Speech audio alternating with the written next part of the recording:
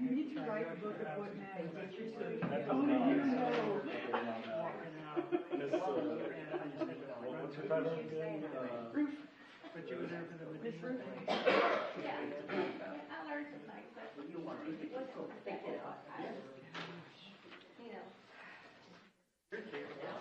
Are you one of those guys? So if she doesn't make it, then we'll have to call up. Alternate? Second Olin, alternate? are you? Yeah, Who's the next alter? Are you? So he's It's on here. alternate two, alternate. So if Andrea doesn't come, we'll. Then yes, you would move up by her, but you just have to do it on the record. So when Okay. you call the meeting to order, Okay. you'll announce absent, whoever's absent, and then you're gonna call up alternate one, and then call up alternate two. Okay. Sounds good. Okay. I'll call this meeting to order. Pledge. Good job on here.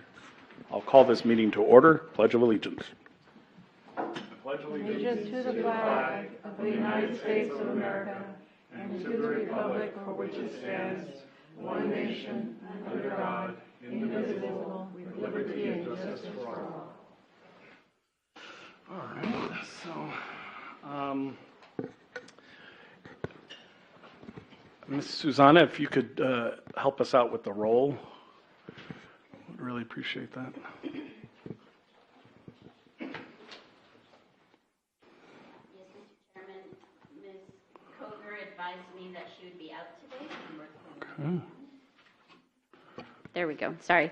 Ms. Coger, Commissioner Coger advised me that she would not be in today, so you have at least one opening. Okay, so at this point, we need to fill two. Mrs. Roof is not here at this point. Is anyone, no. No. Okay. So, okay. So to fill, let's see, what position? Mrs. Coger's spot, number 7. Mr. Diaz, if you would like to assume that chair. And to fill Mrs. Roof's, is Miss Roof coming? I hear her voice. You do? Man, I must be deaf. Tell her not to rush. All right, made it. We were about to fill your seat.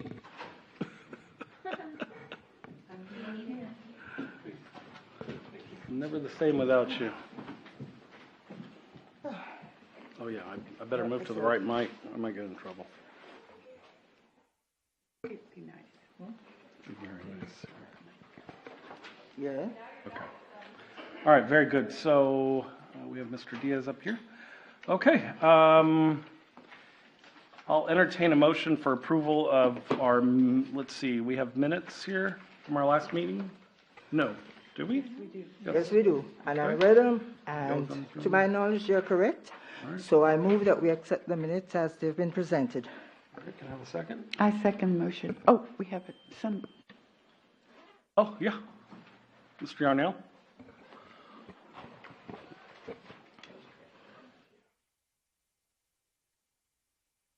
I have Are we live? I have two questions.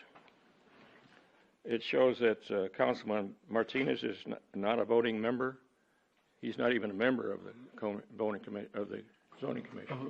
So I think he's a liaison. It's indicated here on, but he's not a member, as I understand it. Shouldn't. Okay, very good. Appreciate it, Mr. Okay, It on says number council 2. liaison. Does it say council liaison? Yeah, here. Are you talking not in the order and roll call somewhere further into the Talking about minutes? the roll call, which we're approving now. He's listed as the council liaison? Yes, Is he what- is, but he's also listed as a non-voting member. He's not a member. Okay, so that's the Oh, issue there? okay. Okay. All right. Is that, And he is a non-voting, I think it's just maybe to, Is he a member of the commission? no, Okay. But they could list me as a staff person as a non-voting member. But it's fine, we'll delete it, we'll remove it, it's not. Just put council liaison. Okay, on number Okay. 2, down toward the bottom, first alternate Diaz made a correction to the minutes. I think he made a request for a correction to the minutes.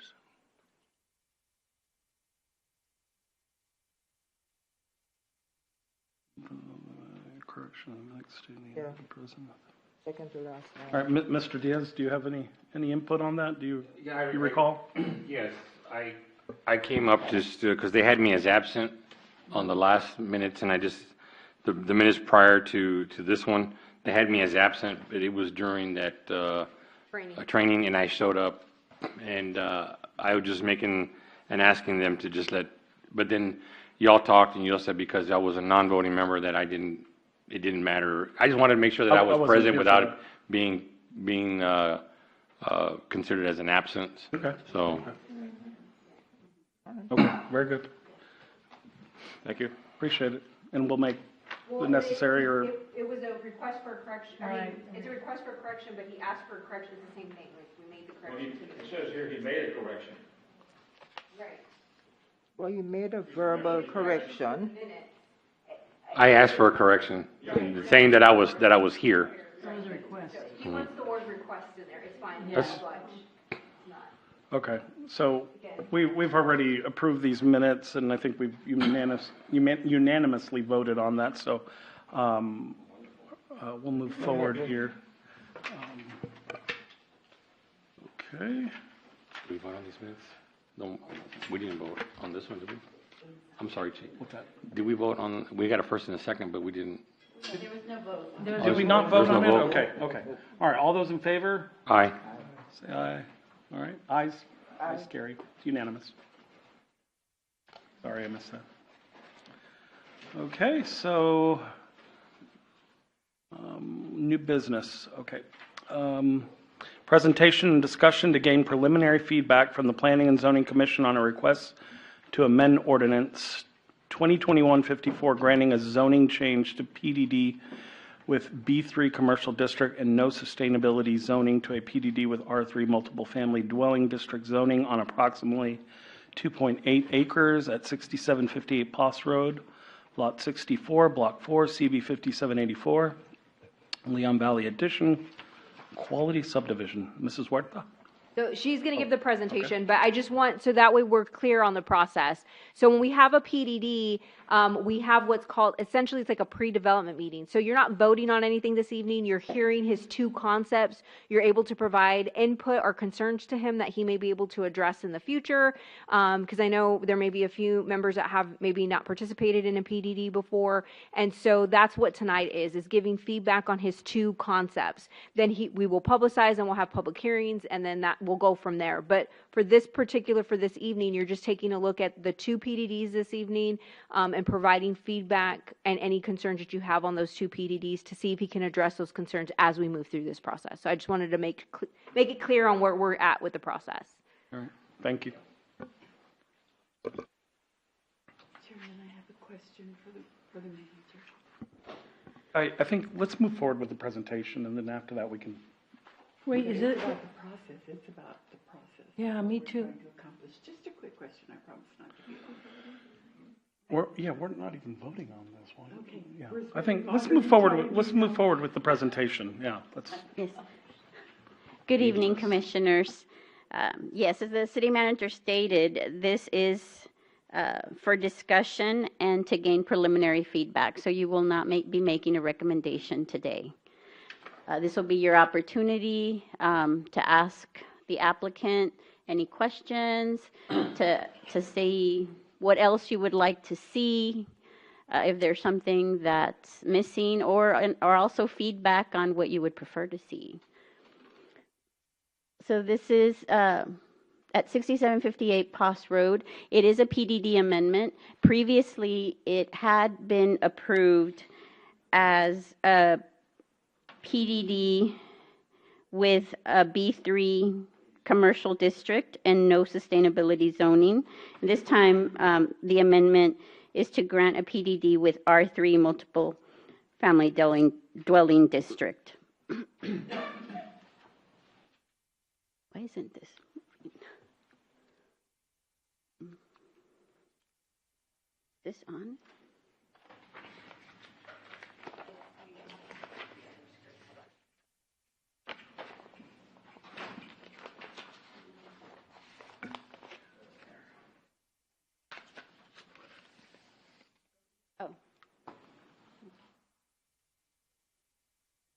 All right, so this is amending ordinance 2021-54.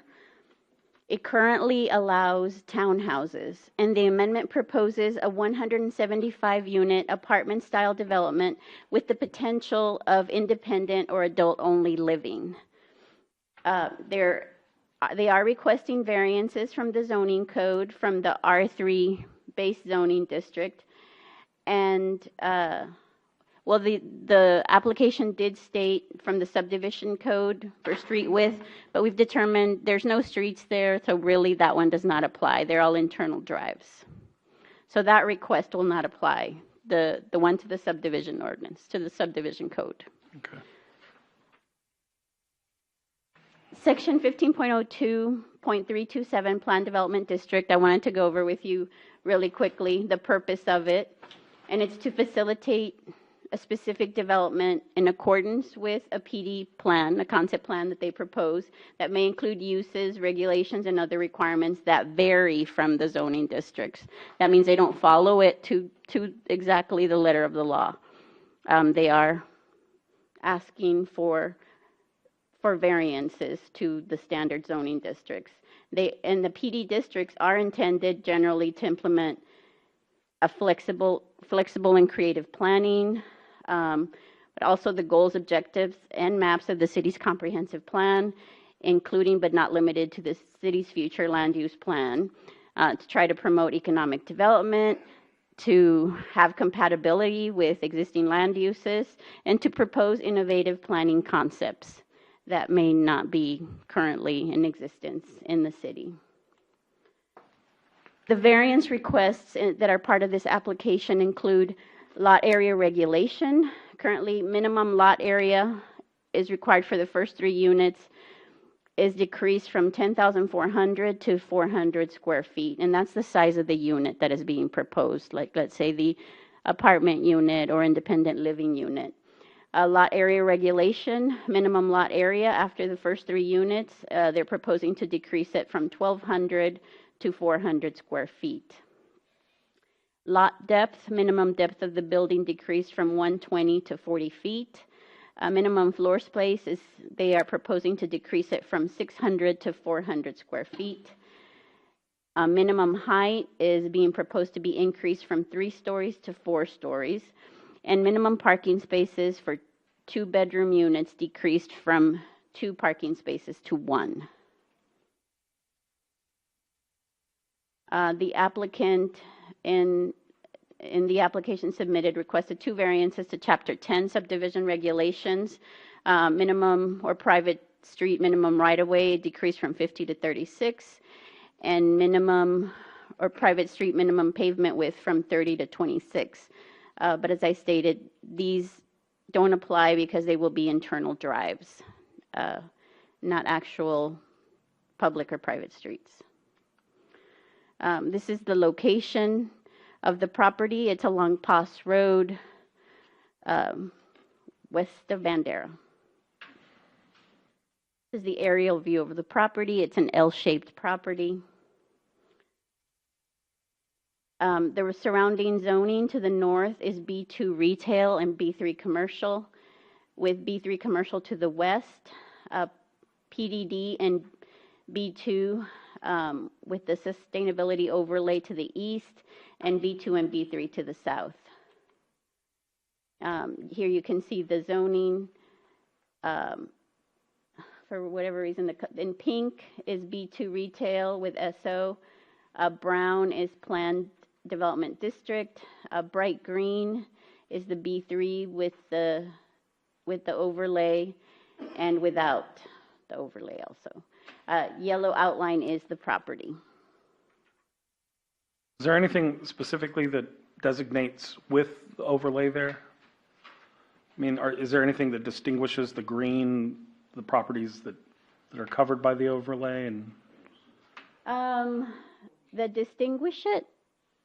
Right. No. Besides just B3 commercial? No, yeah. No, not in color. Okay. This is the existing plat of the property. It's quality subdivision, so it is already replatted.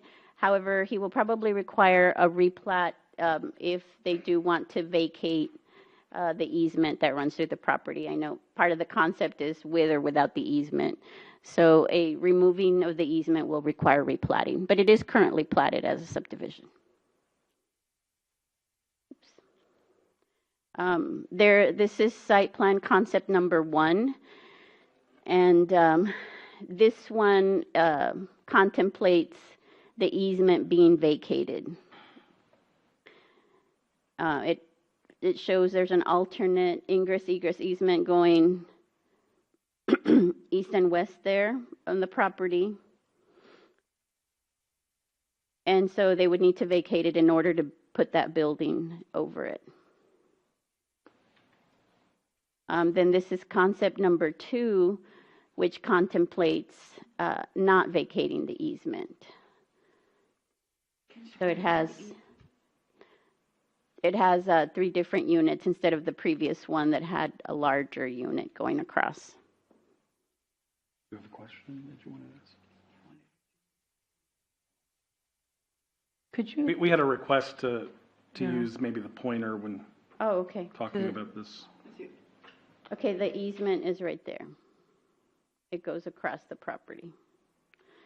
so could you repeat If again? you look at the previous one, Raise your hand. see there's the easement and it goes through the center of that proposed building.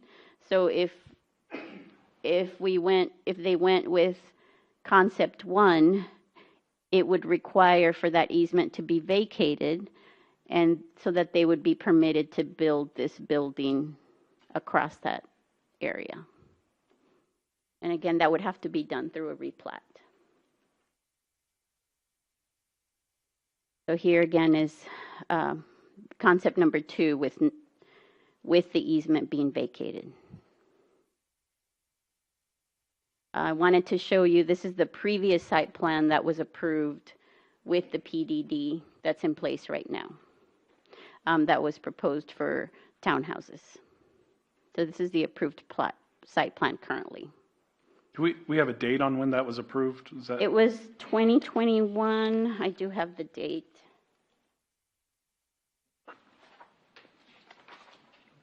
November 2nd, 2021.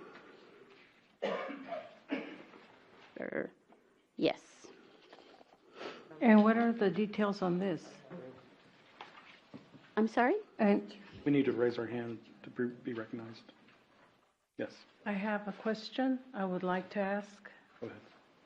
So you said it's the previous site plan, but how does it compare to what he's requesting? With this site plan, he was proposing townhouses. Now he's proposing more of a multiple family style development, apartment style development that he is proposing potentially to be used as adult independent living. Is it the same footage and lot size? It's the same lot, so it is the same acreage. However, it's a different housing type. Because this was proposed as townhouses, now it's proposed as apartment style with potential of independent adult-only living. But are the lots, as described, 400 square feet in these two? In this site plan? No, I don't. Let me. And are the streets also 26 foot? Again, there was no internal streets. There's no either private, they're going to be driveways. And they're internal drives, no public or private streets. Are they 26 feet as he proposed? I'm trying to see if it's really comparable.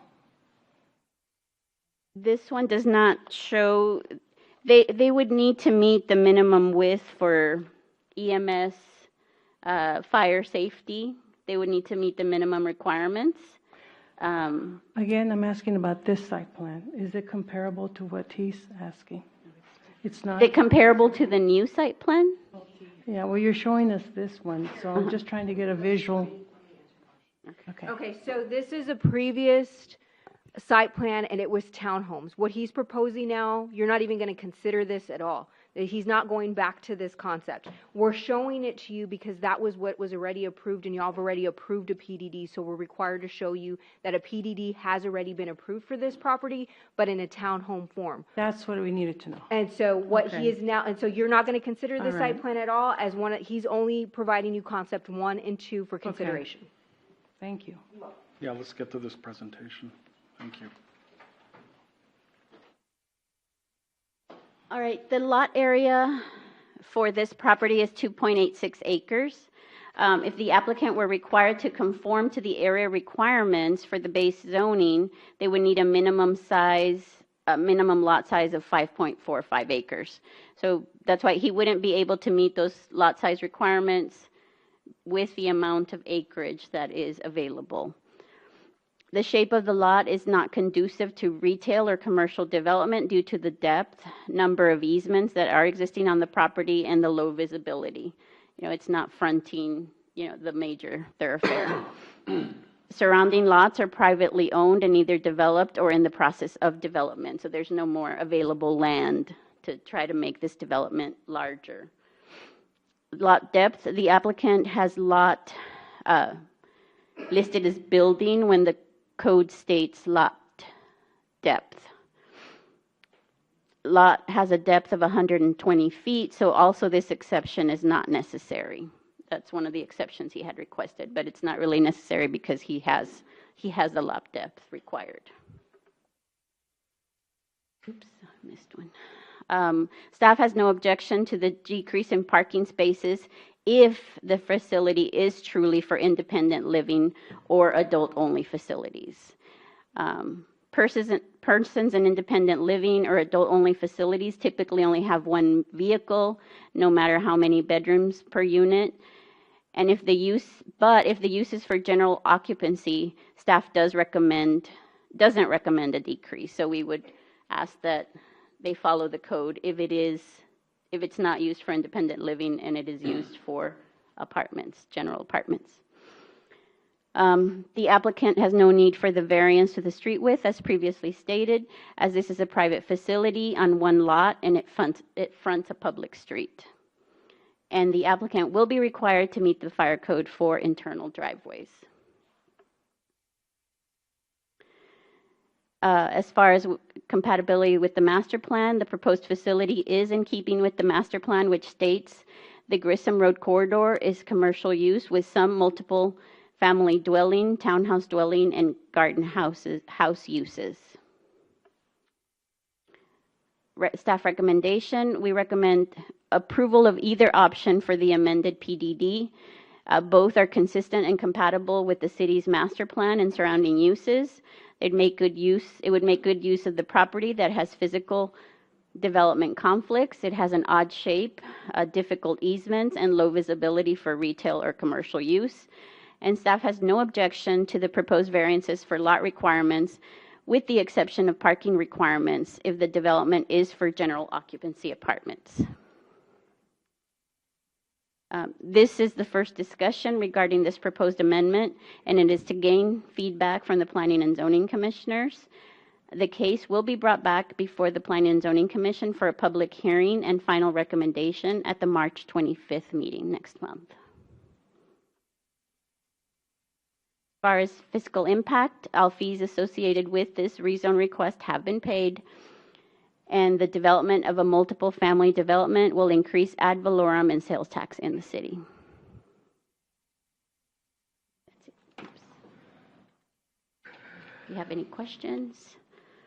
I'm happy to answer them. I know the applicant is also here.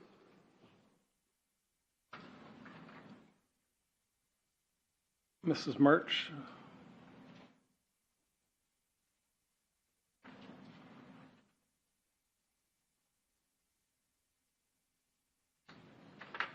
Thank you, Commissioners. I have a couple of questions. One is on page 47 of our packets.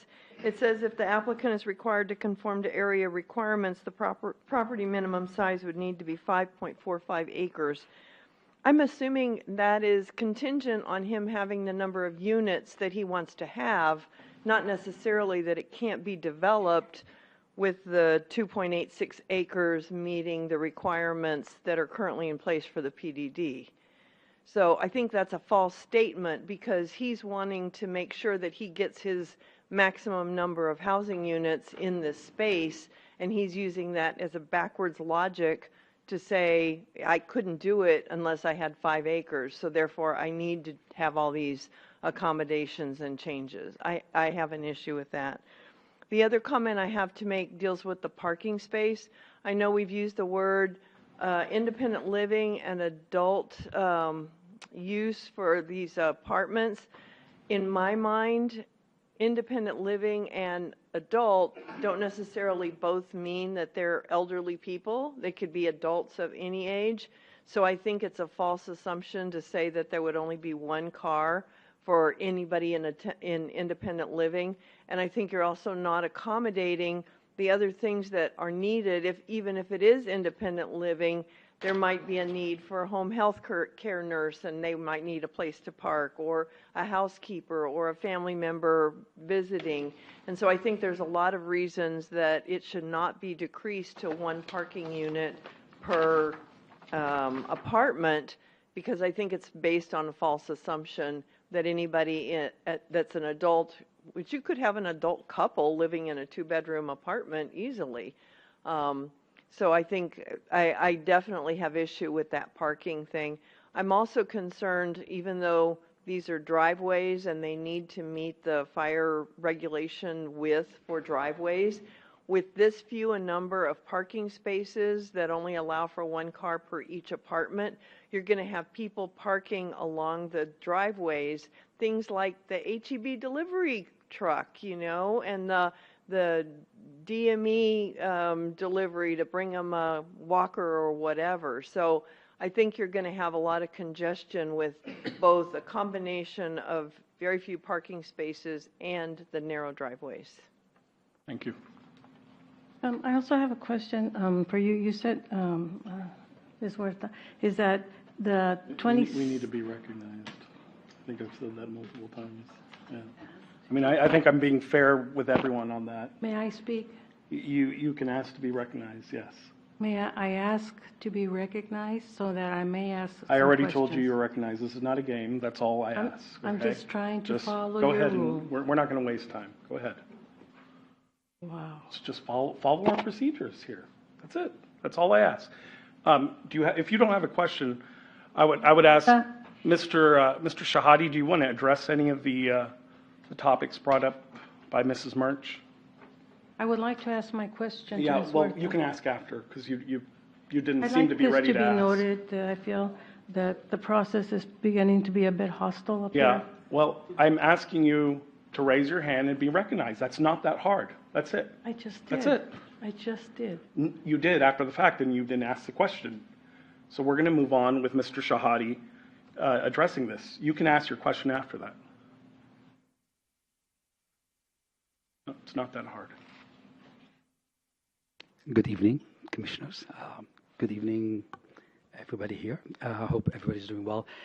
It's a pleasure to be back. I know I honestly didn't expect to be back in front of the Commission so quickly, but a couple of factors played into us coming back so quick, and I wanted to just shed some light on this particular property. I will talk about the second property once we're up to it.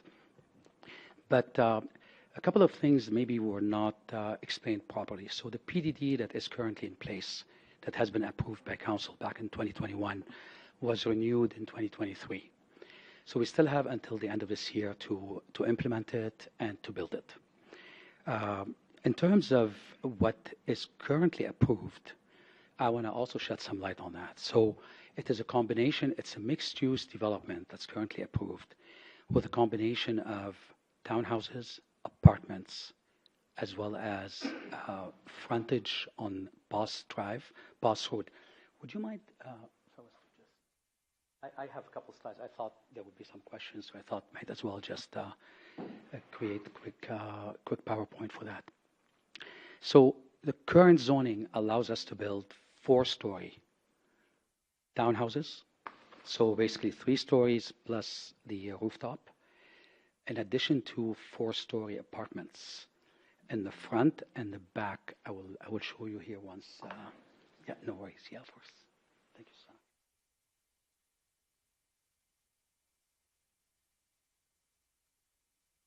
So the request to go from 3-story to 4-story is already, that approval is already in place. We can go ahead and develop this as it is right now. If there's resistance on that, I mean, we will get very good density. We just believe that townhouses surrounded by commercial may not be the best utilization of this particular property. So, all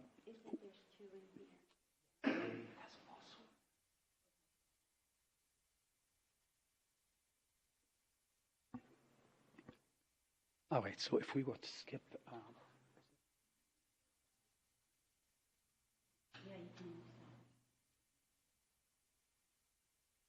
all right, so really quick.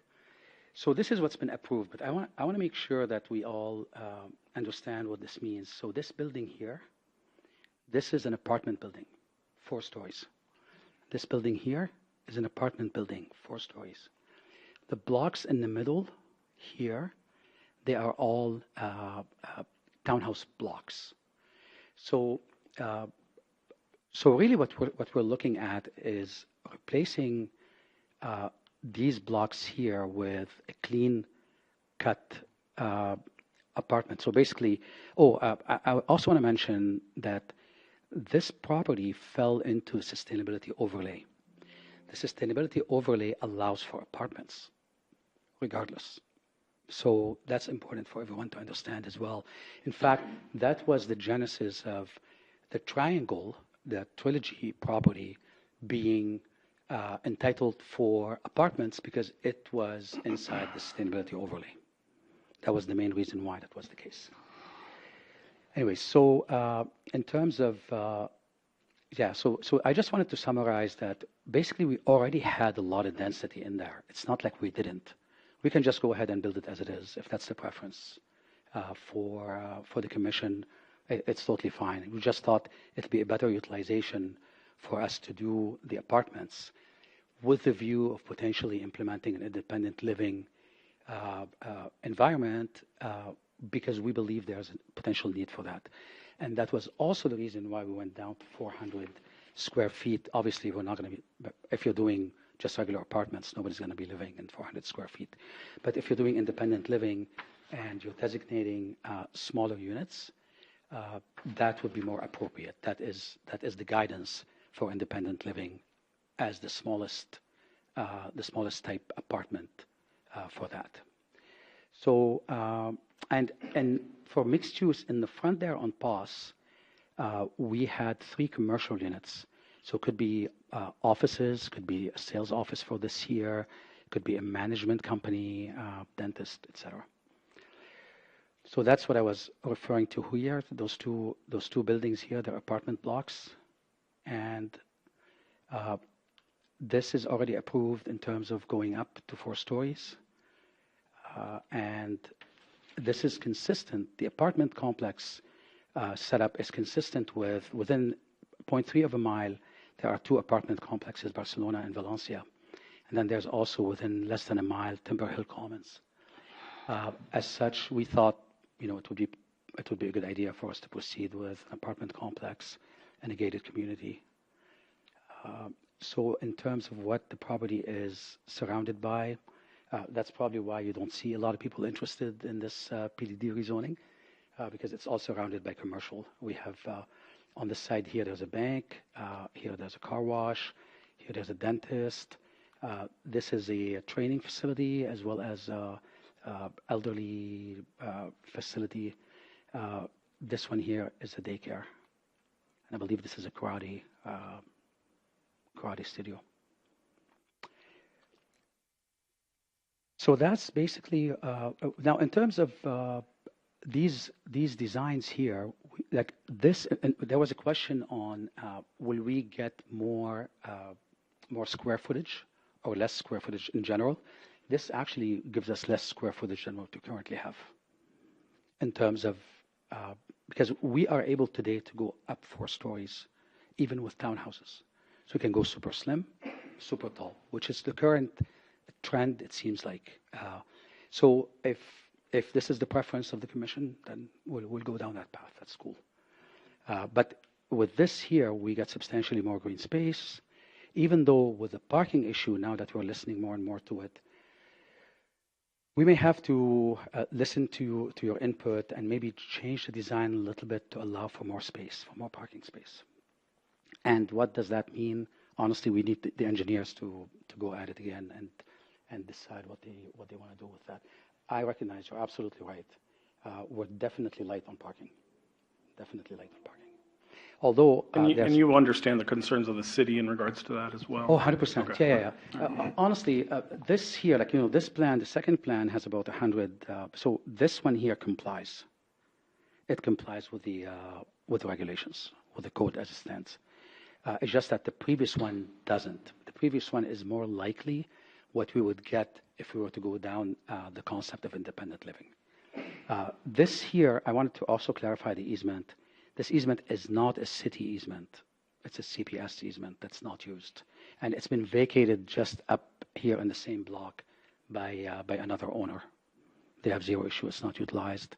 And it has been vacated. One end of it is already vacated. So we don't see any issue. It's a quick process. We talk to them. They don't see any issue with it. That is why we spent the effort and money and time to put together these two plans, this one being contingent plan. But initially what we thought regarding parking is, because I read the packet and I also talked to the planning zone director on the issue of parking quickly. So POS is a 55-foot right-of-way. This is it's not a highly used road, right? It's a connector. Anyways, but parking is allowed on that street. There's nothing that says you're not allowed to park. You're allowed to park on both sides of the street. There's about 30 or 40 parking stalls available there. If need be, if we have visitors, if we have nurses coming, they could potentially park on the street. But also of relevance is across the street here, this area, we actually had conversation in the past for our current development to potentially increase capacity by striking a deal with the owners of this property here, the strip mall, and potentially secure additional parking stalls. They're happy to do that for a little bit of money, just extra money for them. This is a highly underutilized parking area, highly underutilized. So that's all I have. If you have any, I'm not sure if I answered your questions or not, but I understand we have to deal with the parking issue. Any other questions? I have a question, and it pertains to the interior streets. I believe I heard that you're asking them to be reduced to 26 feet, and I'm wondering if you would consider making them larger. And the reason I ask this is at a previous planning and zoning conference that I went to, there were people from other cities that were considering this type of development. And some of the concerns that came up is that when you had 26 feet, because such development had already occurred, that you had cars parked on one side of the street, and when an emergency vehicle came through that 26-foot street, it started hitting the side windows on the cars. So then the city was trying to deal with issues of people coming to the city and claiming of the damage done because of the size of the street. Even though technically it should have been enough room for an emergency vehicle, cars were still being hit because it really had to be precise for a vehicle, emergency vehicle, to go through that. So I'm wondering if you would consider maybe widening the street. So to answer your question, yes, definitely we would consider it. We just have to see, as we have to rework this plan a little bit, and we'll keep that into consideration. The one thing that is important to mention is that 20 feet is a fire lane. So these are not considered streets. It depends on the definition. We were educated that this is not a street as such, which is true.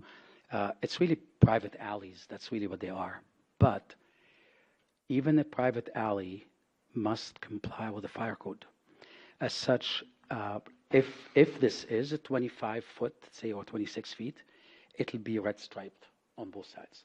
People cannot park because it's a fire lane, right? So they will have to park in those parking spots. Otherwise, they will get ticketed. It's illegal. It's illegal to park in a fire lane.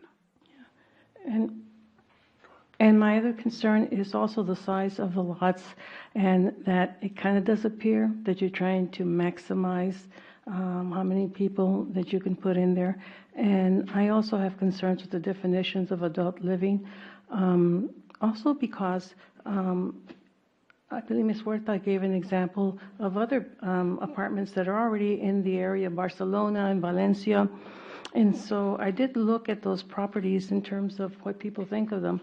And in a few years, the tenants that live there actually refer to them as ghetto. And they have a lot of problems. And I think part of the problem is how many people are actually living in there.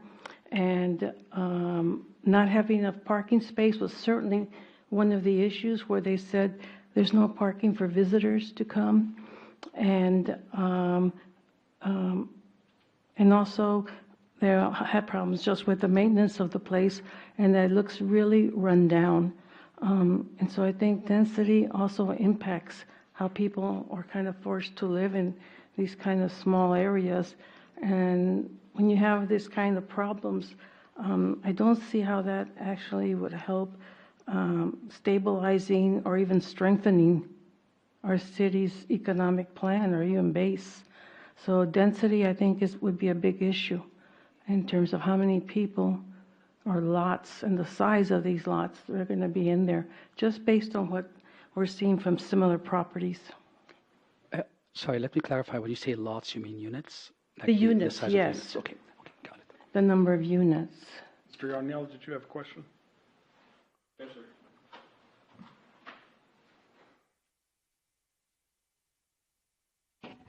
We're talking about reduction in the size of the streets. Has all this plan been taken forward to the fire department? They're the ones with the big equipment. I see what Ms. Gomez is saying. Just because you have a rule that people can't park here doesn't mean they're not going to park there. And when you have an emergency, like a fire, it's necessary for the equipment to get there, regardless of what's in front of it. So has the fire department reviewed all this? Mr. Chairman, yes, the fire department was provided the site plans. They said, I guess their same questions were regarding if there was internal roads, and we advised them that they were internal drives, but they will be forwarded any updated site plans to make sure that they comply with their fire guidelines. Okay. Is a copy of that report available for us to review? Your meeting with the fire department? There must have been some record. Oh, the fire department did email and said they needed more information. Okay. At the time that they didn't have an issue with the application, more questions regarding the roads. So do we have a copy of their questions available? That was the only question, Mr. Chairman. I get the sense that we might not be quite at that spot in the process, and when we are, I would hope that Mrs. Huerta and the department would, if there are any concerns from the fire department, that would be known to us. We're currently discussing the width of the streets right now, and that's the reason I'm bringing up the issue. Sure. Let's don't get too far down the road before we Understood. bring these issues up. Understood. Yes, ma'am. So just let me make a comment. So these are not streets. These are internal driveways. There's a very big difference between streets and internal driveways. These are not streets. These are it's basically essentially like almost a commercial property that is a large commercial property that has roadways in it, just like an apartment complex. Those are not streets. Those are internal drives. So there's a very, very big difference. If you go to Vista Del Rey, you'll see a lot of the internal drives have red curbs. They're not allowed to park there. We go multiple times, and we do have to cite people who park there to unload while they're moving in and things of that nature. So it would be another complex of that. We did talk to the fire chief. There are no internal notes. They are given a site plan. They review the site plan. If they have questions on the site plan, then they let us know they have questions. Right now it's preliminary, and because their question is, were these streets or were they internal drives? Because in the original plan it was townhomes and they were streets. This is an internal drive. The fire department doesn't have concerns because it meets the minimum requirement because it's an internal drive. But if he makes adjustments to the plan to include more parking or shortens those drives in any ways, or they need an additional exit or access point of some sort, then he needs to adjust that in his plans, and that would go back to the fire department. Okay, that'd be addressed by them. Okay, yeah, I feel confident that staff will address that. And But even though we're calling them internal streets, there's still. I'm needs to sure be there is. access I'm by the- sure. By the equipment. I'm sure there's, They meet the minimum requirements for the fire department to get through. The fire department and the engineers have no issue from a Okay. technical Yeah. standpoint with the current. yeah. All right. Mr. Chairman, Yes. may I ask a question? May I address I'm sorry, 1 second, I'm so sorry. Every application has a fire plan that goes with the site plan. So the fire plan, I'm just asking Ms. Huerta if she can find it. It should be in your packet. If you look at the packet, We have like a page number or you will see part of the packet that might be. it would be immediately after the site plan in the packet. There should be a fire plan. So it is Exhibit B is the site plan. Exhibit C is the fire plan.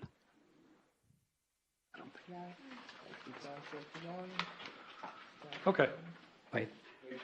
So the fire plan. Page 25, Mr. Chairman. very good. Yeah, I see that. Yeah. So the fire plan is generally submitted along with the application. Every single application must have a fire plan, and the fire plan highlights a whole bunch of factors specific to the fire code and the compliance with the fire code. It highlights where the fire hydrants are going to be, the calculations of all the distances to allow for the fire hose to be able to wrap around the building. All of this is in the fire plan. And so typically what happens is when we submit an application, the fire chief and the fire marshal would take a look at the fire plan. And if there are no issues, they don't provide any additional questions. If there are particular questions, now because of our experience, like we know what the previous issues were. So when we're designing, the biggest concerns generally are the turning radius. So, for instance, sorry, just look at this here. So if you look at these turning radius here, the equipment needs to be able to just turn around without any obstruction. So that's why you see these. I was going to show you this. Oh yeah, of course. Thank you so much. Right. So you'd see, for instance, where the fire hydrants are. You see turning radius. That when we calculate that, they basically have all the information they need. It's very simple. Like it's not all they have to say is, the size of the width of the alley complies with the IFC. The fire hydrants, the distances are correct, and that's it.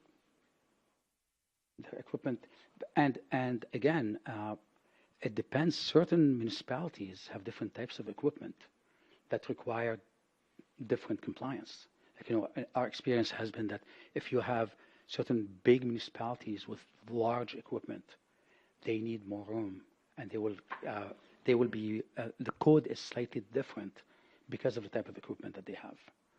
Now, in this case, we try to comply with the biggest possible equipment, with anticipation that in the future there will be upgrades and all of that. Typical smaller municipalities, they don't have the equipment that, say, the city of San Antonio would have for the high rises, right? Where you need massive equipment. We don't envision having high rises in Leon Valley anytime soon, and the cost of investing in those kind of equipment would not be appropriate. So I hope this answers your question. The fire department always has a say, always has a say. Sure. As we submit applications, every single application we submit must have that. Okay. Mr. Diaz, you had a question? Yes, sir. Thank you, Mr. Chairman. I just had two quick questions. We're using the word independent and adult-only living. which is fine, but I just wanted to know, will there be an age restriction over 65 only, over 60? Do you know if over 55, what? You know, there's a reason why we decided to, honestly, we would measure this right now as an apartment complex, period.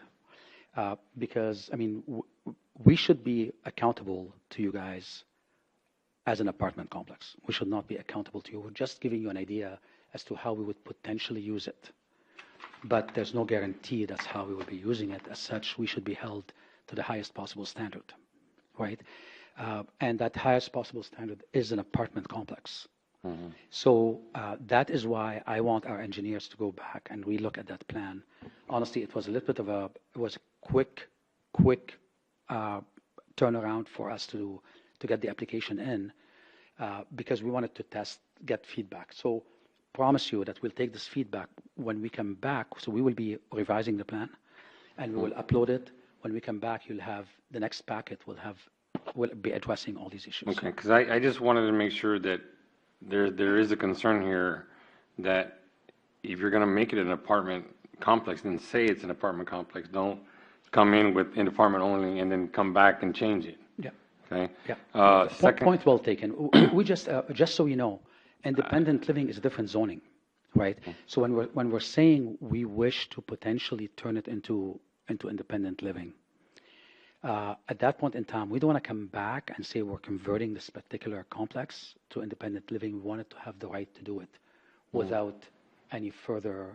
So it's an entitlement issue. That's why we phrased it that way. okay, I'm just saying, don't hide anything. Just come and say, we want apartment complexes, say apartment We're complexes. not hiding anything. It's just that it's a different zoning is what I'm trying to explain. For independent living, it's R3A versus R3. And the second question is probably Ms. Huerta. In this area, does the Via Primo still go through here? Yes. Is there a bus station in this, a bus Right there. stop? Yes. Yes, Will it there have is, there is a via line that goes along that. Will that stop need to be moved, or will it be affected? It needs to be moved a few feet up. Okay. I thought so. All right, thank you. Of course. Thank you, Mr. Chairman. Mrs. Murch?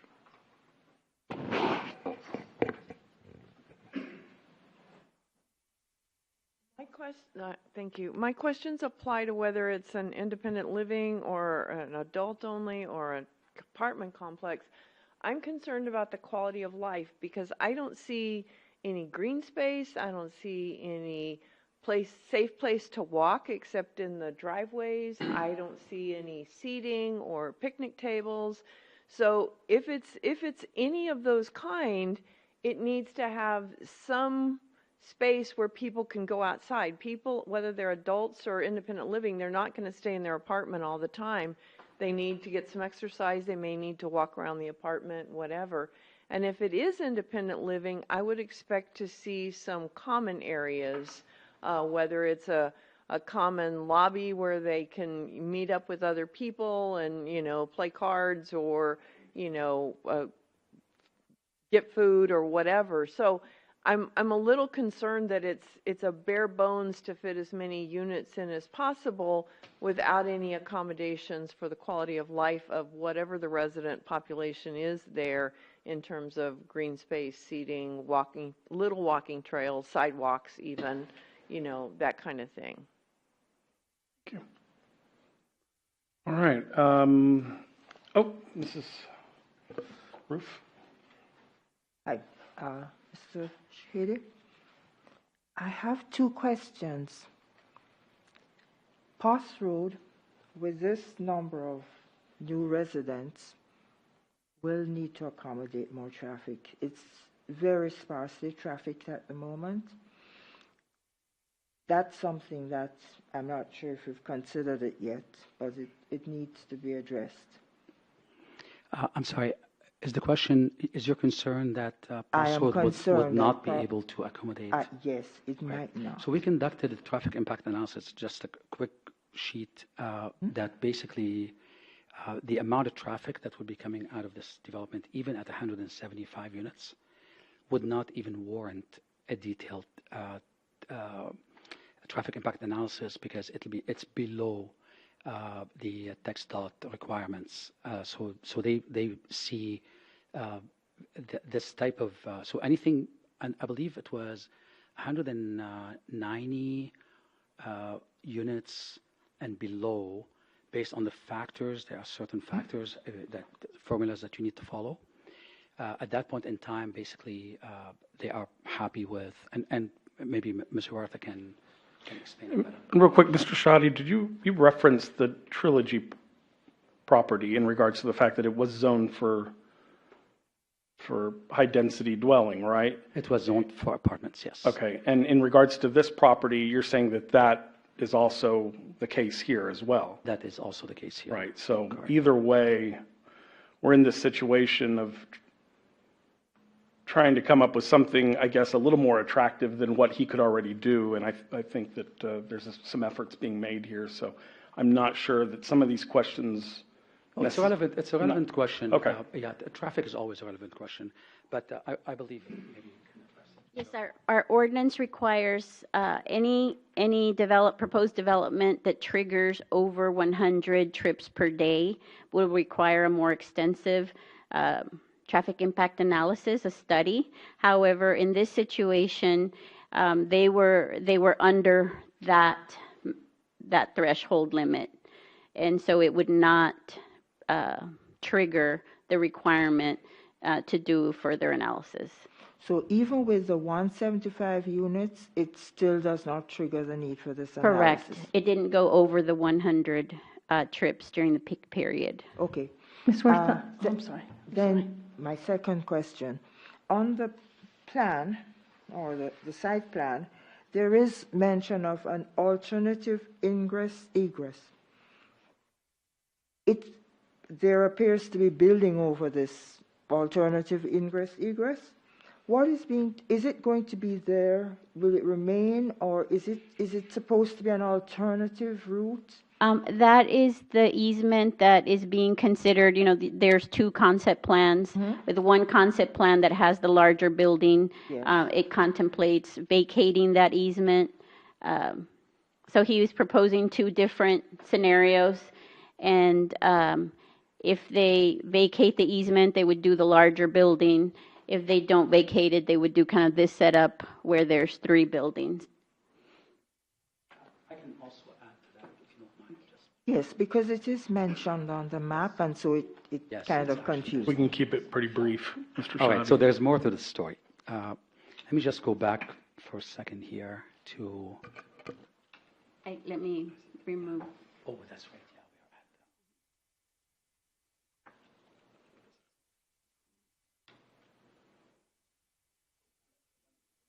Yeah,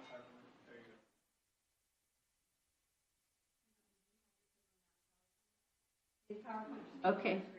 I clicked on it. Okay. All right, so let me just explain something here. Oh, I'm sorry. Thank you. Yes, I'm soft-spoken. Thank you very much. Thank you. All right, so we have the current plan. Let me just go to this plan here. We have two entrances here. We are sprinkling the whole development because we have to, regardless. It's an apartment complex. It's a townhouse complex. Anything that is multifamily, that is attached, more than 2 units, you must sprinkle.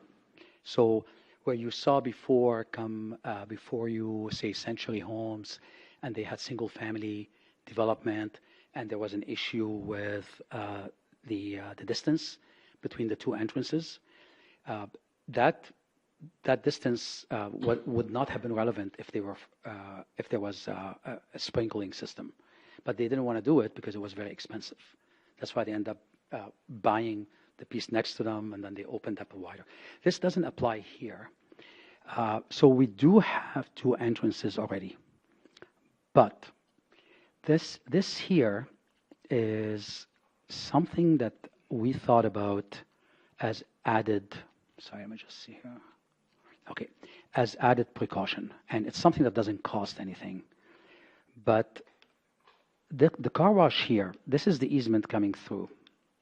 The car wash here, this I wish I could come closer. This is Bandera Road, and there is a right-of-way here. Now, at a certain point in time, this gentleman here came to the city asking for some type of modification in the zoning to allow him to do some stuff.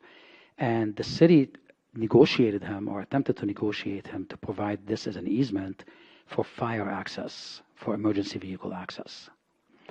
So what we did in our plan, we accounted for that as a potential futuristic option so that we would not block it, we would enable it. That's the main reason why we kept it in there. Instead of like building something to block it, we said future access as a potential. But we don't really need it for emergency vehicles. But we thought, why don't we get proactive? And just because of the history, that I know a lot about this piece of land, I acquired this piece of land back in 2015. And we actually had offices. We had commissioned, we had our offices right here in this building. I was going to buy the whole block at that point in time. That didn't work out very well. So anyways, if that gives you a little bit of an idea as to why that's the case. All right. Does that answer your question? Thank you. Great, of course. All right. It is 7:30. I'd like to open the public portion of this item up. Any questions? Anyone else? Okay, Mr. Yarnell.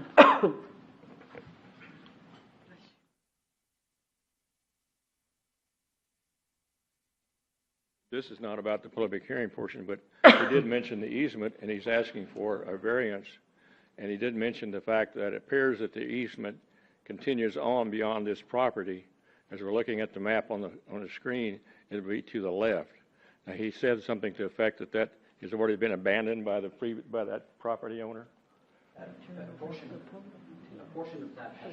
So that what we're seeing on the map on the screen is really not a true rendition of what's currently in effect? Oh, no, sorry. Okay, let me explain. So a portion of it prior, not on our land.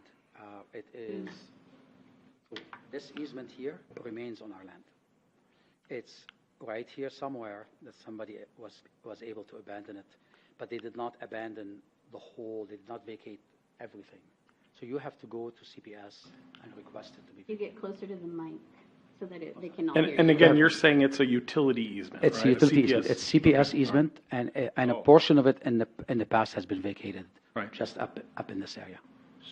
So the easement to the right of the property, as we see it on the map, is for access by vehicles or utilities, or you're asking that this easement be opened up by the property owner that faces Bandera Road. Is that what I'm understanding? Correct. So that ultimately this would be open, but that's again at the discretion of the city, of council. We don't need it.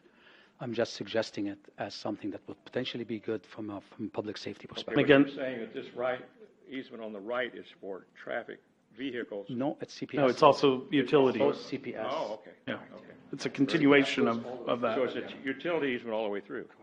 Okay, thank you. Yeah, of course. Any other questions from the public? No? All right, it is 7:32 p.m. and I'll close the public portion of this meeting. And so I guess we're not taking a vote on this. So, all right. So let's go ahead and move on to we're on item 2 of new business, presentation discussion to gain preliminary feedback from the Planning and Zoning Commission on a request for a zone change from R1 single-family dwelling to PDD with R4 townhouse district zoning on approximately 7 acres at 6612 and 6618 Sawyer Road, and more specifically described as the southwest 400 feet of Lot 3 and the northwest 330 feet of lots 10, 11, 12, and 13, and the northeast 20-foot lot of 10. CB 5874, Leon Valley Addition Subdivision. Mrs. Huerta. Yes, this is a new application for a planned development district.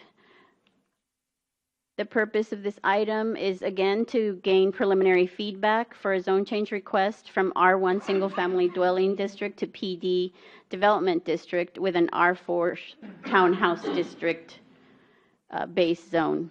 It is proposed for a townhouse development, and the applicant is requesting variances from Section 15.02.310 R4 Townhouse District and Section 10.02.251 applicable standard and specifications from the subdivision ordinance. We stated earlier the purpose of the planned development district is listed here. I went over it with the last time. I can go over it again if you'd like, but pretty much it's the same. The variances that are requested include maximum density is increased from 20 units per acre to 30 units per acre. The minimum depth is proposed to be decreased from 120 feet to 35 feet. The minimum floor space is proposed to be decreased from 1,400 square feet to 1,200 square feet. The maximum height is proposed to be increased from 3 stories to 3.5 stories. The minimum front yard setback is proposed to be decreased from 30 feet to 5 feet, and the minimum off-street parking spaces are proposed to be decreased from 2 minimum required to 1. The variances to Section 10.02.251 include minor or private street minimum right-of-way decreased from 50 feet to 40 feet, minor or private street minimum pavement width reduced from 30 to 26 feet, and to allow alleys as shown in Exhibit B site plan. This is the location of the property. It is located along Sawyer Road. It's the one that is highlighted in the light blue. It's 2 tracts of land. This is the aerial of the property. It has previously all been residential with, I believe it's 2 single-family residential structures and a barn in the back. Oops, I'm sorry. The surrounding zoning currently to the north is B1 small business, B2 retail, R1 single family dwelling. To the west is R1 and R3 multiple family dwelling. To the east, B1, B2, B3 commercial, and R1.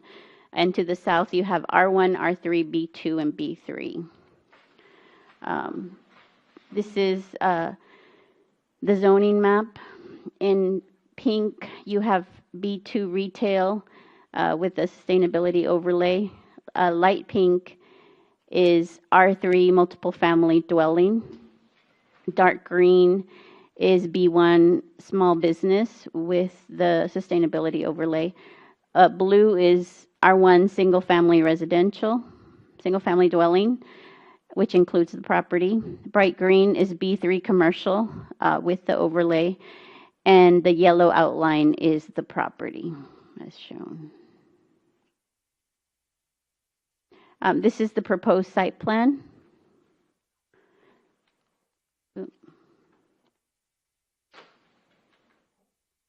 Staff comments. The proposed development will be located on 1 lot as opposed to multiple lots in a townhouse development.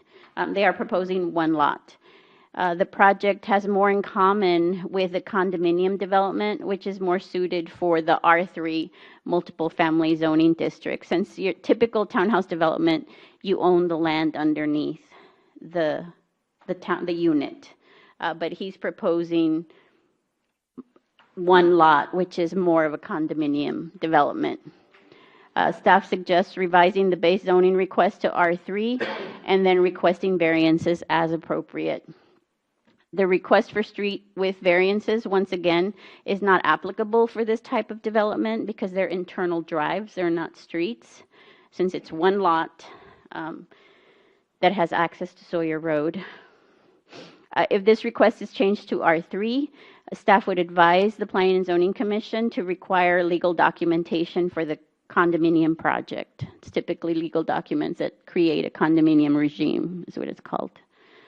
The proposed base zoning district needs to be resolved before staff can comment further on the requested variances. And this property will need to be replatted prior to any development or construction. That will be required also. The master plan contemplates for properties along Sawyer Road to be zoned R2, R3A, R3, or R4, which is consistent with the proposed use of the PDD request as a townhouse-like development. The request is consistent and compatible with the city's master plan. As far as fiscal impact, all fees associated with this zone request have been paid, and the development of a multiple family development will increase ad valorem and sales tax in the city. Staff recommends the applicant revise his application to use an R3 based zoning, and staff also recommends that the applicant revise their variance requests. Oh, sorry. That is all I have. If you have any questions or for me or the applicant.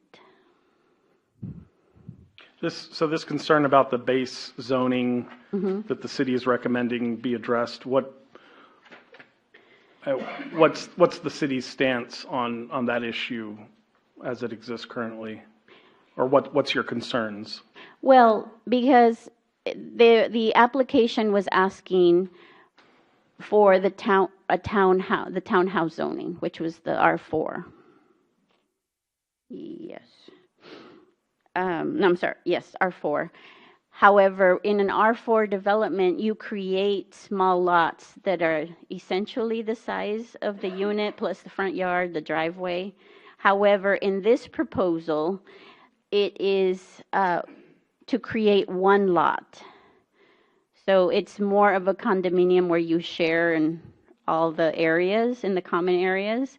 You have a percentage, and that needs to be drafted as a legal document. But it's not being platted as individual townhouse lots. So therefore, it doesn't meet the base requirements of a townhouse zoning. Okay. All right. Very good. I'd be curious to hear Mr. Shahadi's position on that. Or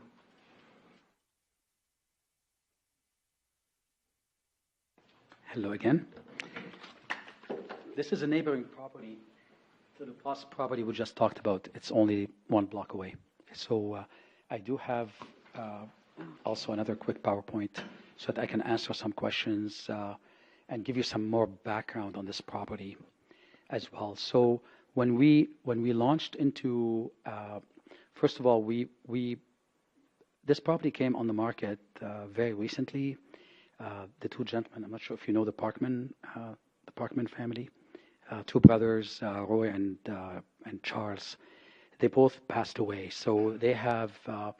So I will just give you an idea here what the property. So this is actually the POS property we were just talking about. And across the street here, this is the strip mall I was talking about for the parking. Right here, there are offices and warehouses. Right here, there is another office building. This is the apartment complex, and there's a single-family home here. So effectively, we're surrounded by. This is what we're surrounded by. If you look at this property, it's really two properties owned by the two brothers, and now it's the estate that owns them, and that's who's selling them. There's a house here. And this is Roy's, and this is Charles. This gentleman here passed away many years ago, and only recently, a year ago or so, this gentleman passed away.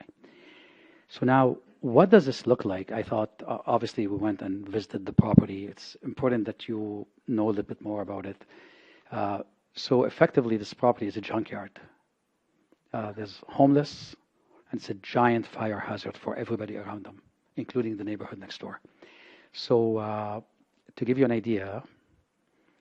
Is this right across from the Buddhist temple? They have a pretty large property. Is it basically where? No. Or are they further down? This is hidden. This is hidden all the way back. If you look at, so let me just go back here for a second. Aren't they? So this is Bandera. Uh-huh. So you turn here on POS. Right.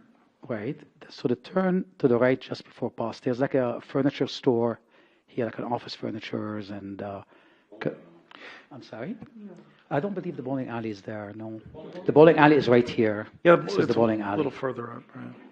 This is the bowling alley. So as you come down this way, the road curves. Yeah. There's a big property here that is fenced. This is not it. So when you turn around, then there's a whole bunch of trees. You don't see this property from Sawyer Road as such. It just looks like a little forest. Just a fire ready to go.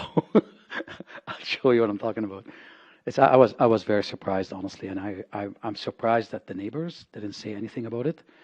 But effectively, see this. So there were two homes, and there's a shed. This is a massive shed, big shed. So I'm standing here taking the picture this way. Okay. So do you see this stuff here? This is the office complex, and look at all this shrub that's there.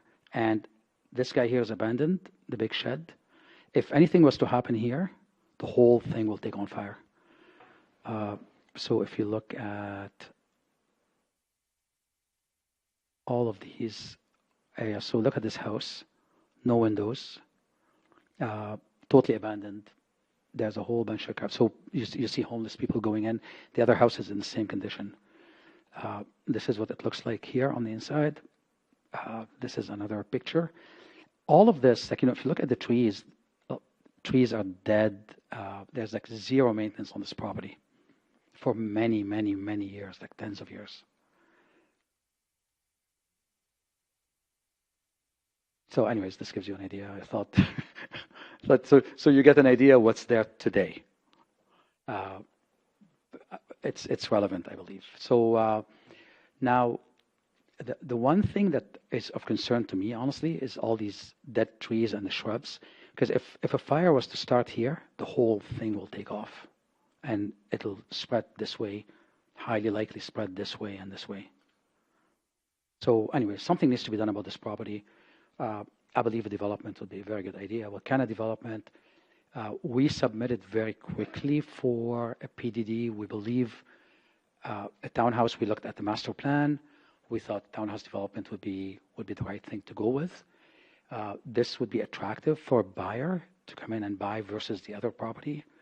We believe here you get more of a feel, private road coming in. There's some, not a whole lot, but at least there's some residences in the front and on the one side, and on the other side there. So that is why we decided, again, dead trees everywhere. Anyways. So that is, so this is what we came up with conceptually. Now, why are we asking for those variances? If you look at what's happening right now with the cost of construction, the cost of construction is through the roof. So we need to be able to work it backwards, basically, to price any product, anything that we develop needs to be priced in accordance with market demand. So we need to be pricing those properties at no more than $250,000 to $300,000. As such, they need to be small with the cost of construction. That's the only reason why we're asking for more density. We prefer to do bigger and sell more, sell less, but for higher price because they're bigger. But there's product right now, a whole bunch of product on single family. This will not be able to compete with it. So effectively, we don't want any more single family. God knows there's a lot of it already in the city. So this gives you an idea what's being developed in San Antonio and what's selling. This is on Hackberry Street. You look at this, I wished I could. So this is a 25-foot, sorry, it's a 20-foot. It's a 20-foot alley. And each one of these here, I believe that's 25 by 30. That is what the townhouse looks like.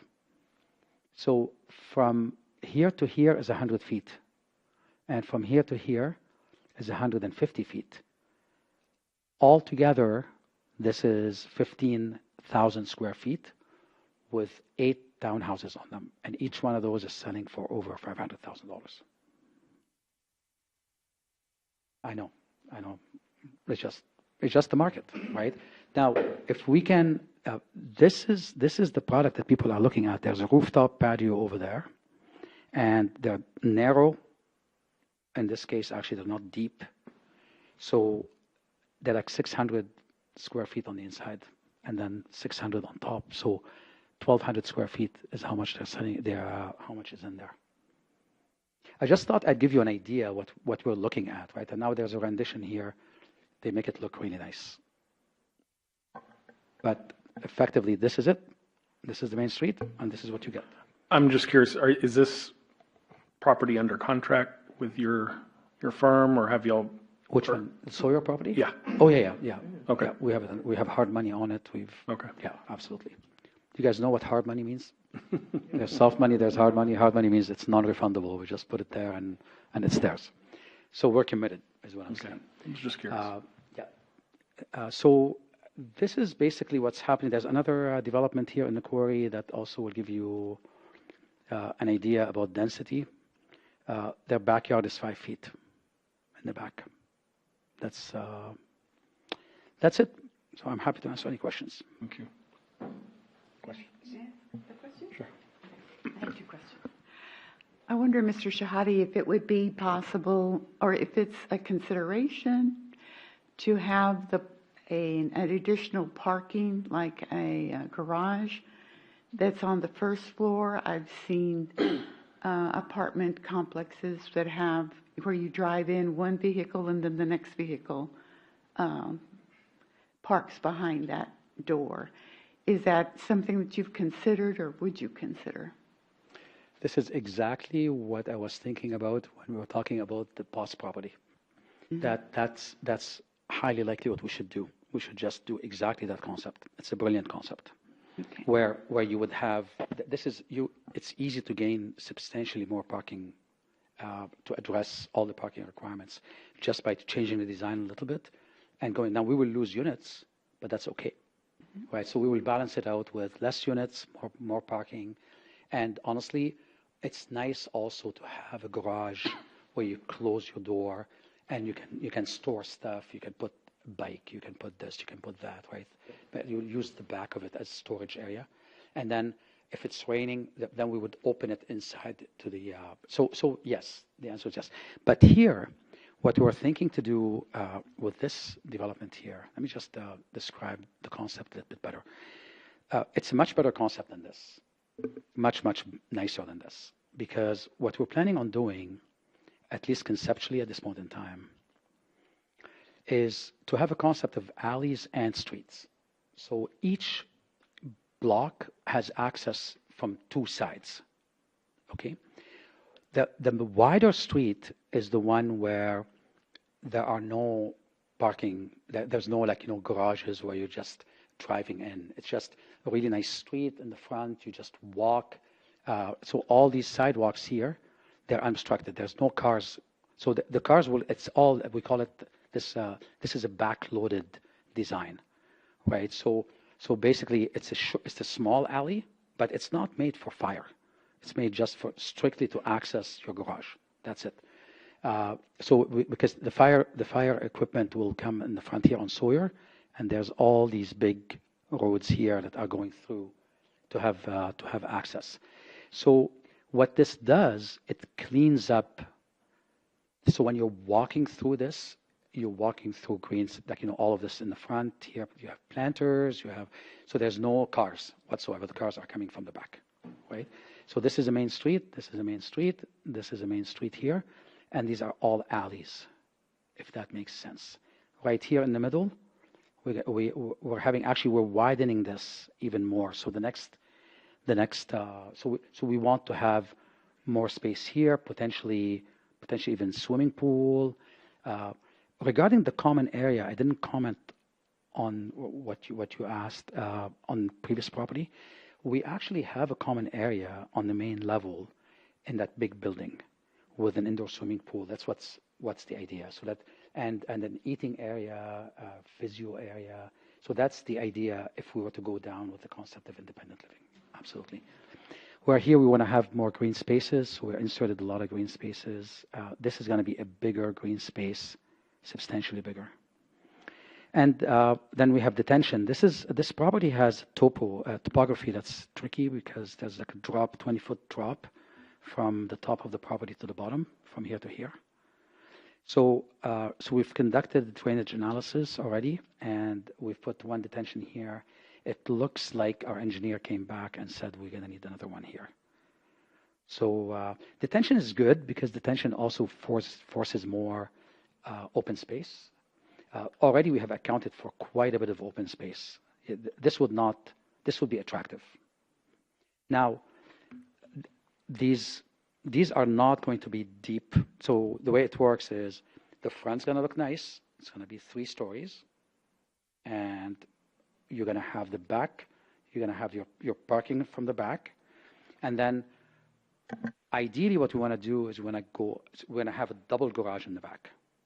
Right? Some of them will have a single garage, the small ones. But the majority, I'm wanting to do all of them double garage. Okay? So a double garage in the back means also less. Now, we do have parking on the street. We can park on the street as well. We would probably do only one side of the street for parking instead of both sides. So we'll limit. So there's going to be plenty of parking here in this particular setup. Each unit will have 2 parking stalls that where the cars you don't see, and then street parking. And then we have Sawyer here that's also super underutilized, and it's wide enough. You can also park outside. Mr. Diaz? Thank you, Mr. Chairman. Shadi, question. Sawyer Road, what is on the other side of Sawyer Road? Is it single family on the other side? It's single family, but it's not. How can we do this? Hold on. Let me just see here if I have.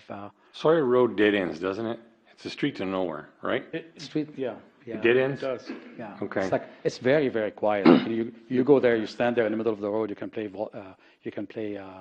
basketball. The reason why I'm asking is, I mean, it looks like a very nice development in the middle of nowhere. So what I'm asking is, if you got single family on the other side of the street, in that piece of property that you have there, I know it's zoned that you can do this, but why not do single family homes on that? That way it matches, you have a single home development with the single family homes in that area in a road that goes to nowhere. There's no, these are big lots. All of this stuff ultimately is going to be bought out and developed, redeveloped. This is very, very, most of these lots ultimately somebody, not me, but somebody in the future is going to come and, like, these are super run-down properties. A lot of them here are run-down properties. Like, I don't know why that's the case. So, what's happening is you get some concentration up here. I wished we have a map, but like so. Yeah, I know there's concentration up there where you have the apartment complexes. That are right No, the apartment complexes are on this side. On this side, okay. Yeah, they're right here, basically. But I'm just making a suggestion. But right here, there's no density whatsoever. And up here, this property here, considering what's surrounding it, is not conducive to single family. Nobody's going to buy a house backing up on this. So if nobody's going to buy a house, who would say they townhouses, buy a 250,000 townhouse, people will buy it, guaranteed. No issue there. That's just a question I had. Trust me, we're not going to be building something that we can't sell. I do see that's the last thing we would want to do. I do see that the Buddhist temple is quite a bit further down Sawyer, more towards the end. They own quite a bit of property down there, but yeah, okay. Very good. Plus, this is consistent with the master plan. I understand that, but I'm asking the question. Yeah. I have a question for him. Okay. I'm just asking the question. Sawyer Road is a road to nowhere. Yeah, absolutely. So, why not put single families back there instead of townhomes? That at least it matches what is there now. Yeah, because it does not back up on any single family as such. It's backing up on. If you look over here, I'm talking about across the street. It's all single family, is it? It's bigger lots, single family. Further, yes. The answer is yes. The answer is yes. I think, Mr. Yarnell, you had your hand up at some point. Did you have a question or no? Okay, no, that's fine. All right. Oh, Mr. Arnett, I had a question. You're saying that this is what people want. Have you checked a little further north where Houston is? I was doing some research about Houston, and actually they have quite a bit of people that are leaving Houston and moving to other suburbs like Pearland and Marville. And one of the reasons cited is that they don't want to live in these kind of places. They're looking for homes. They're looking for more space. Did you, in your investigation, did you notice anything like that, that people are sort of not wanting little townhomes anymore because of the limited space? And because that's exactly what's happening in Houston. And because of their overdevelopment, now they're facing a budget crisis of $160 million, but that's another thing. But one of the issues is that they are leaving because families want homes, Correct. not So, this. so that's, so as you get closer to city center, you're going to have higher density. As you get away from city center, you're going to get lower density. That is how Leon Valley used to be away from the city center. And that's why we have all these like estate homes, big lots. And now what you're seeing, all the developments, nobody can afford to build on those, on bigger lots anymore in their city because you're paying a lot of money for the land, right? So the land, as you get closer to the inner city, the land value goes up. As you move out, the land value goes down. When land value goes down, you can build on bigger lots. That's where young families go. They go to the suburbs, right? So, and this is what's driving the market. As you get closer and closer to be able to get a product that people are going to buy that's affordable, you're going to go small. Yeah. I'm just concerned because as Leon Valley, we want to make sure that we invest in development that will appreciate in the future. Oh, it's going to appreciate. And, Townhouses are are good investment. I'm just asking about the trends. That what I live in a see townhouse. is that it doesn't have to be a big house with a lot of land. Yeah. But I live in a the trend townhouse. is you have a townhouse. I have a townhouse. Well, Do you know why I have a townhouse? Well, I just know that people And I paid a lot of money for my townhouse. Yeah, I just know that people with families, especially, may not necessarily consider a townhouse as a starting point. Correct. So somebody with a family, but a couple, say that work in the medical center, they want something affordable, even like a single parent who is working in the medical center, a nurse, an administrator who cannot afford to buy the $500,000 home or the $400,000 home, but they want to be close. This here, there's nothing like it right now in the whole medical center area. What is there is actually a little bit of a variation of it that is back from the 70s and 80s, right in the middle of the medical center, and you cannot get into those. They don't come up for sale. So exactly the same setup as this. So we're basically replicating what was there back in the 70s when they were building those small footprint townhouses and going up. Okay, I think Mrs. March had her hand up, so I'm go to her.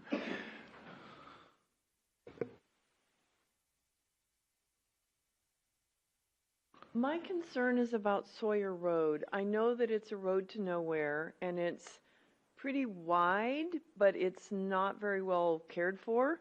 And this lot is right on that sharp curve as you come around.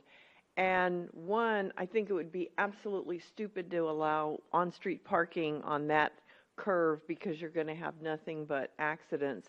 But I am concerned about that because a lot of people start going down Sawyer Road before they realize it goes to nowhere, and then they're turning around in people's driveways and coming back out. But that curve, the property is right on that curve, and I think that is dangerous. The other thing is, when I drove by the property, I didn't see all of the garbage and, trash that he showed pictures of, but I did see what looked like possibly a heritage kind of a stone house up close to the road. So I just want to ask the question, is there anything of value that's just going to get, torn down because of all the junk that's in the back or the shed or whatever? But it looks like there is an old farmhouse looking, stone house that could be of some historical significance that I had a question about. Okay. Yeah, just, if you can just kind of keep it brief, it'd be nice to move into the public session of this and, Of course, let me just address this really quick. I think this then- takes and me then I'll- backwards. Does it take me backwards? Yes, there you go.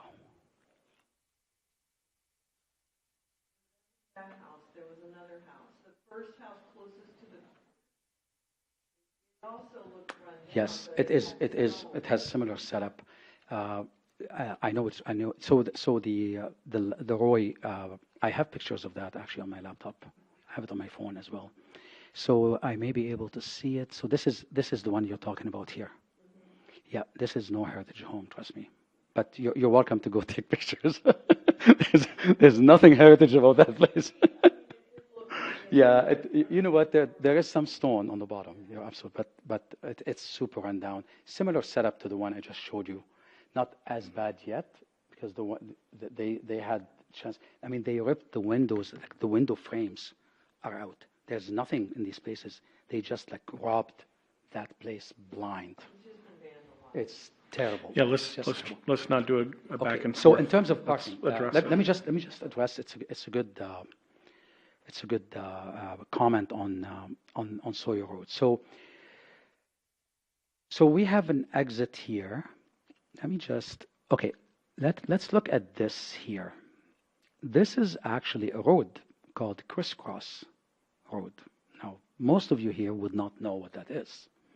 It was it was a road that was supposed to link Pass to Sawyer. Okay, I wish I had a bigger map. So what we wanted to do ideally is to provide access, again, from a public safety perspective. We do not need it for the code because we're sprinkling the whole thing. Okay, let me just clarify that. But for additional public safety, I believe it'll be wise, again, that's for council's consideration, to go up this way and then link with our property. This is someone else who owns this property. Even a short easement here would provide for another access for the emergency vehicles through the development. Again, we don't need it, but I believe it's just something I wanted to plant. Somebody already invested, the city already invested in this road. It'll make a lot of sense for us to just link it to the development. And even if it's strictly for emergency access, period. Okay, so now on the exit here, so of course we're not going to park vehicles on the corner, but all the way down here, there's lots of parking that one can. This is a long property. Definitely we don't want to park here because you're going to have traffic. But the good news is traffic coming in this way, you have clear visibility. So you don't have, and as you're coming out, you will also have clear visibility because of the curve. You're going to be like right here, be able to look down this way and up this way. It's actually cool the way this property, because the property comes up like this and then goes up a tiny bit and then comes down. So we have a little bit of a viewpoint. I drove it, as in I was looking at all this stuff and I sent the engineer also to take a look at it so that we can position the entrance properly. Because I know Chief Naughton is going to chew us on this one. Okay. Okay. So any Yeah, I just wanted to add. We had one more question. If we get Mr. this in real Chairman, quick. if I can add just quickly, this property will, as I stated earlier, will need to be platted. Sawyer Road there does not have all the required minimum right-of-way, so it will be a requirement of the plat to dedicate additional right-of-way for the road along that side of the street. Okay. Good to know. And then Thank as far as parking along the street, that's not going to count toward their parking requirement, and we don't promote, the city does not promote, the on-street parking.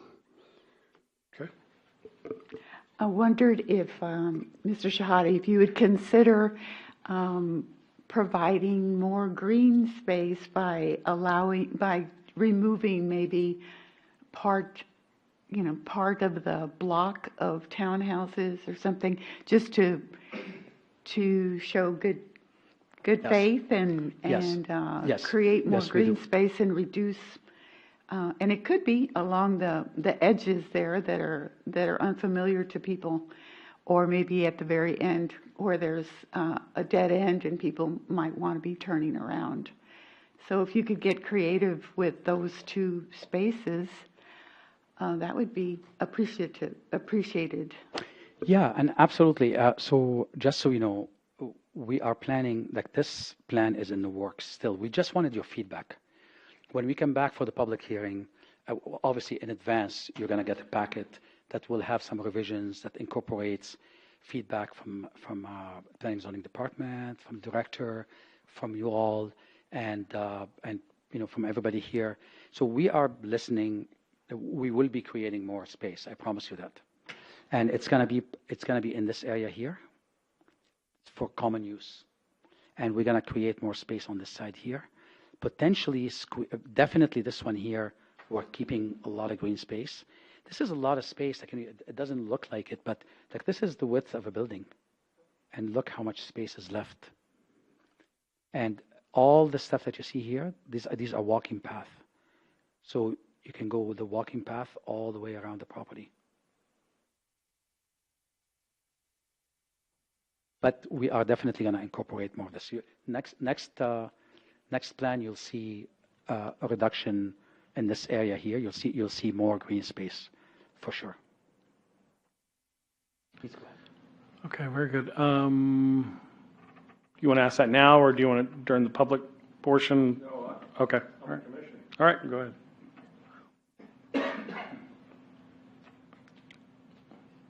Yeah, as I understand, you're going to have these townhouses are going to be like a garage underneath, and then living quarters either behind and upstairs, or just upstairs, or whatever.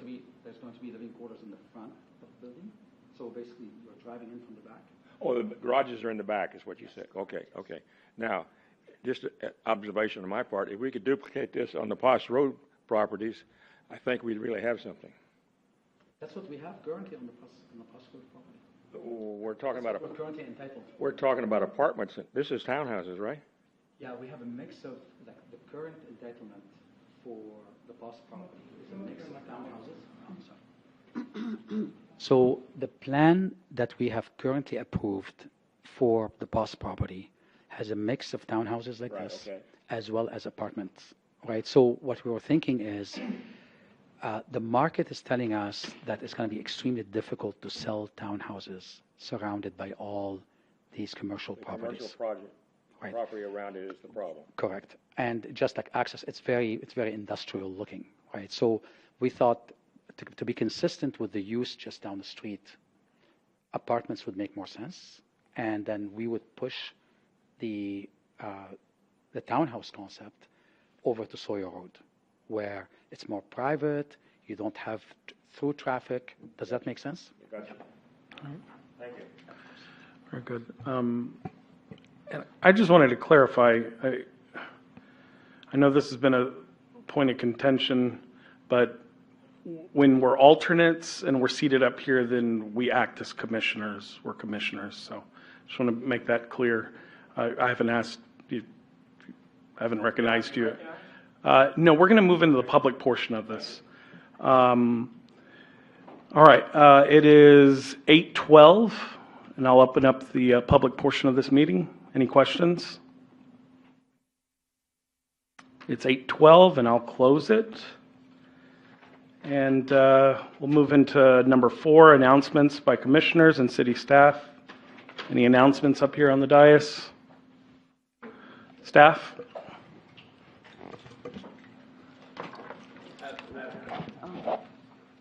This is unrelated to planning and zoning, but I do like to make the announcement just to let you all know that we do have 3 dogs that are looking for adoption. So if you guys would like to volunteer and become an adoption person, please reach out to the Animal Control Department.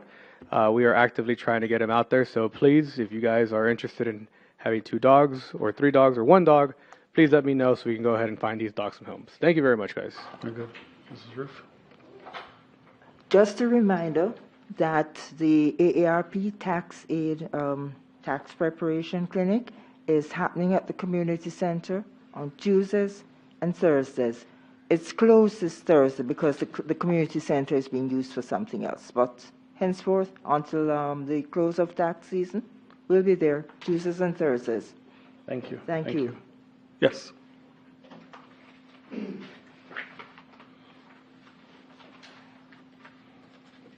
just want to remind everybody that Saturday is Earthwise Living Day from 9 to 1 in the community center, and we've got a lot of... I turned it off. Sorry. I'm so I'm sorry. Saturday from 9 to 1 is Earthwise Living Day in the community center. We have a lot of new exhibitors. We have some more entertainment. We've got some great door prizes, so I encourage everybody to come. Very good. Thank you. All right. It is 8:14, and this meeting is adjourned. Thank you. Yeah. That was a nice long meeting, wasn't it? I guess my daughter's not going to make it to her. She wanted to go to the gym, so it's too late now. If you want, or if you want to leave it for them to recycle, or what? If you're not going to do anything with it. All right. Take care.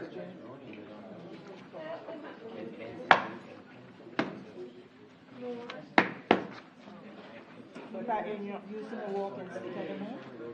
Your walking stick, you're done with it? Are you done with the walking stick? Walking stick? Yeah, you used to have one. Oh, you mean my cane? Yes, your cane. Oh, yeah, I've got rid of that. You too? 2 months ago. I rang the bell when I was leaving physical therapy last week. I'm good. Oh man, I've been, you name it.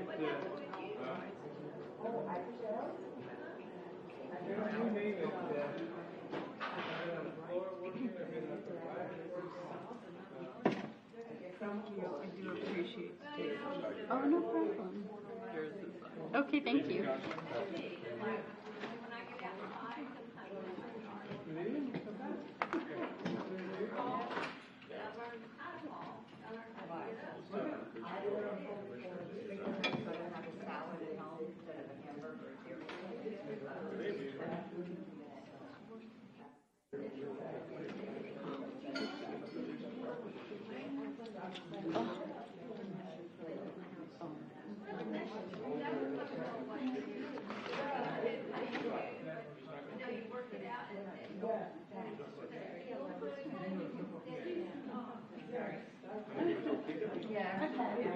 Yeah.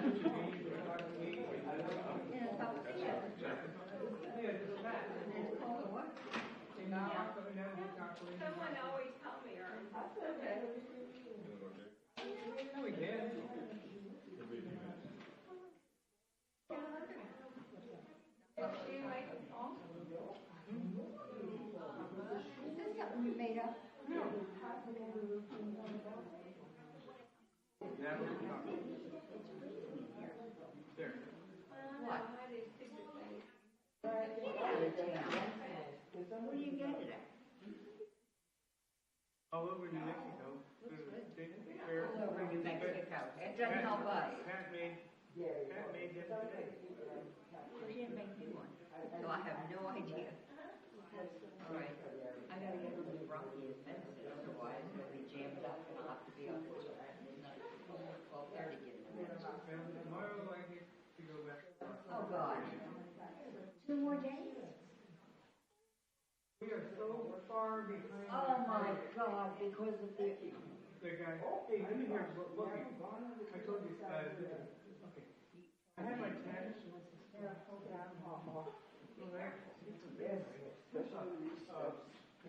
What? I had a text that he Friday at 11:30, he got a phone call with his brother. Okay, hold on. Okay, so here's the basket case. He said, I'm gonna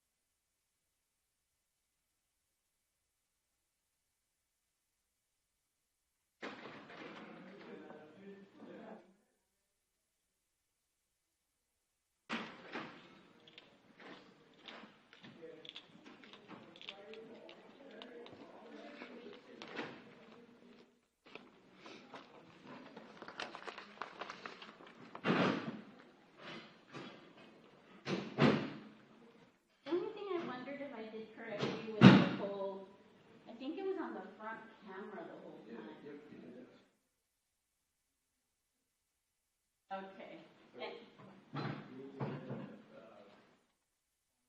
Front camera and then side or council camera dies to whatever side camera.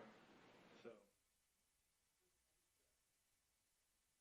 that's fine. I'll tell you in the comments to see if there's anyone there. If there was anyone. Oh, look at the packet. We should throw it in the trash.